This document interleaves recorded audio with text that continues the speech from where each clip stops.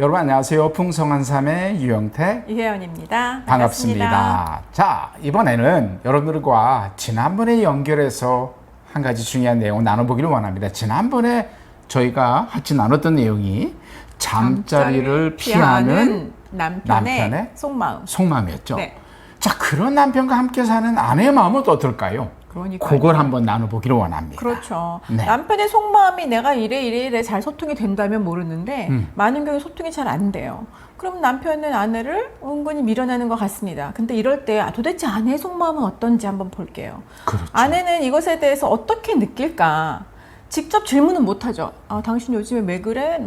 내가 관심이 떨어졌어. 이렇게 말 못하고 속으로 끙끙 앓습니다. 그리고 끙끙 앓다가 점점 상상합니다. 왜 그럴까? 그래서 쓸데없고 불필요한 상상이 점점 커갔겠죠.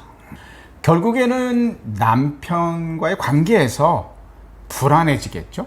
그리고 의심이 생기고 더 나아가서 걱정까지 하게 되는 게 아내들의 속마음입니다. 이걸 좀 더 구체적으로 한번 나눠보도록 하겠습니다. 그래서 사실 처음에는 아내들이 불편하고 귀찮고 너무 피곤하고 그럴 때 남편들이 막 이렇게 요구하면 안 했으면 좋겠어 이런 마음이 있어요. 이제 그런데 남편이 한 주 지나 두 주 지나 안 갈까요 오늘? 생각해보니까 한 달도 넘었네?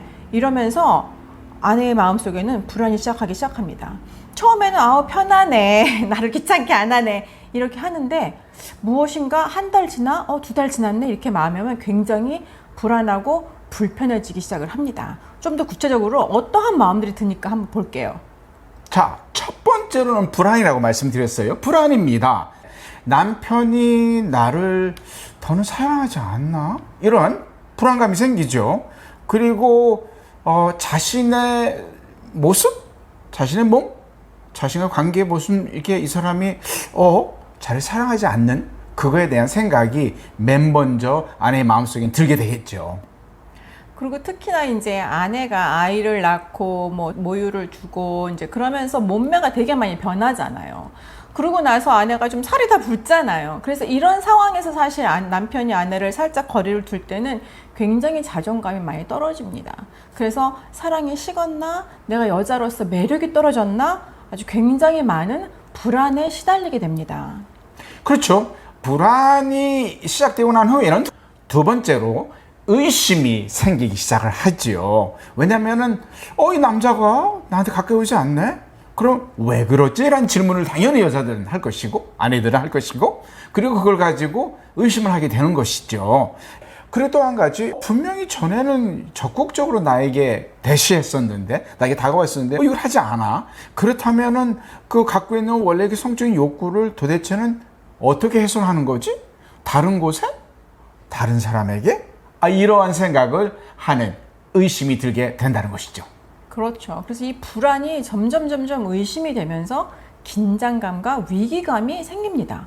혹시 이 사람이 밖에서 누구를 사랑해서 이거 아니고 요즘에는 성매매 이런 것도 많잖아요. 이런 의심까지 하게 된다는 거죠.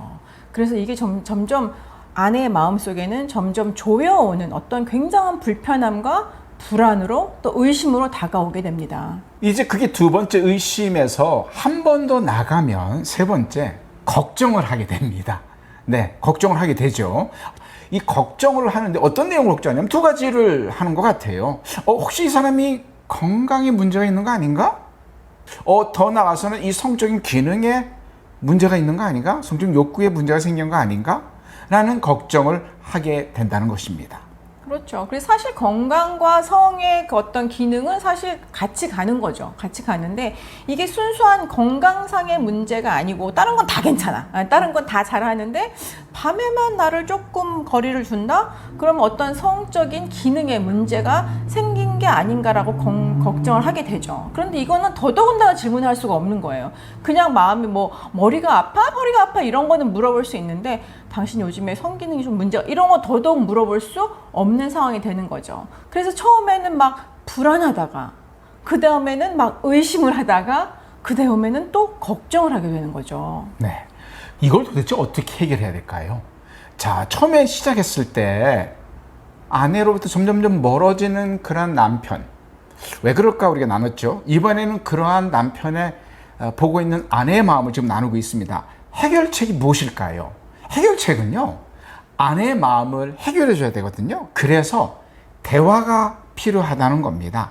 편안한 그런 대화가 필요해요. 소통하지 못하면 이 세 가지 문제를 전혀 해결할 수 없게 됩니다. 시간이 지나면 아내는 이 불안, 의심, 걱정이 더 커지게 돼 있어요. 점점 커진다는 것입니다. 그래서 이게 점점 커지면 편안하게 이렇게 처음부터 편안하게 사실 물어볼 수 있는 그런 토픽은 아니잖아요. 그런데 더더욱 편안할 수 없죠. 그러다 보면은 어느 날 아내가 이러면 안 되는데 내가 어떻게 한번 좀 우리 남편을 내가 한번 해봐야지. 그래서 그날은 막 잘 씻고 뭐 얼굴도 좀 예쁘게 하고 뭐 향수도 뿌리고 했어요. 그럼에도 불구하고 남편이 밀어낸다. 이러면 이제 감정이 상하는 거죠. 그럼 그때는 편안하게 조근조근 당신 무슨 일 있어? 당신 요즘에 왜 그래? 이렇게 하는 게 아니고 당신 뭐야? 날 여자를 안 봐? 감정이 상한 상태에서 터져버리는 거죠. 그래서 불안, 의심, 걱정이 막 꽁꽁 묶여있다가 한 번에 터져버리는 거죠. 그렇죠. 왜냐하면 처음에 조금 힘들 때, 조금 불편할 때, 조금 의심이 있을 때 이렇게 편안하게 물어볼 수 있는 상황이어야 되는데 그게 안 됐을 때 터져버릴 수 있다는 거죠. 바로 그 터지기 전에 우리는 이 대화를 해야 됩니다. 아내를 위해서 그렇고 남편에게 있어서도 이 마음을 열고 대화를 해야 돼요. 불편이 커지고 불안이 커지고 이러한 그 감정이 상해진 후에는 대화가 더 어려워져요. 그래서 불편해지기 전에 대화를 시도해야 된다라는 말씀을 꼭 드리고 싶습니다. 이 대화는 특별히 아내에게 필요하다는 거예요. 지금 우리 아내의 속마음을 얘기하고 있지 않습니까? 그래서 아내들에게 있어서는 이 대화가 정말 필요합니다. 몸으로 하는 대화가 아니라 입으로 하는 대화를 말하는 것이고요. 이 본인의 상황을 남편이 스스로 하나씩 나눌 때에 아내들은 마음의 편안함을 느낄 수 있게 되겠지요.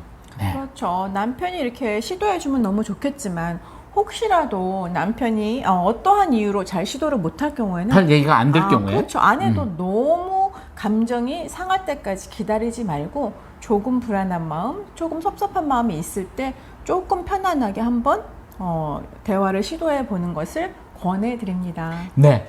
또 한 가지는 우리가 사실 어려운 상황이잖아요. 그래서 이걸 말할 때에 그냥 생각과 마음에 있는 걸 풀기 시작하면 힘들어질 수 있어요. 그래서 마지막으로 꼭 부탁드리고 싶은 게 있는데 이걸 한번 간단하게 써서 무엇인지 질문하고자 하는 내용이 뭔지를 객관적으로 이렇게 써보시는 건 참 좋습니다. 그리고 쓴 내용을 펼쳐놓고 하나씩 서로에게 편안하게 대화하고 질문해보고 답을 좀 들어볼 수 있는, 그리고 어떤 부분에는 남편이 아직 이런 부분은 말하기가 불편하다 그러면 괜찮아, 다음번에 기회가 되면 또 얘기하지 해서 질문 가운데서 할 수 있는 대화, 즉 나눌 수 있는 부분을 먼저 나누는 것도 상당히 지혜로운 방법이겠습니다. 이런 정리되지 않은 상태에서 아내나 또는 남편이 얘기를 하기 시작하면 감정이 쉽게 올라가고 또 무엇을 어떻게 해야 될지 모르기 때문에 여러분 꼭 먼저 써서 그걸 정리한 것을 가지고 서로 대화를 나누는 것은 부부관계에 대화 나누는 아주 지혜로운 방법이라고 생각을 합니다. 자, 그럼 오늘은 여기까지. 감사합니다.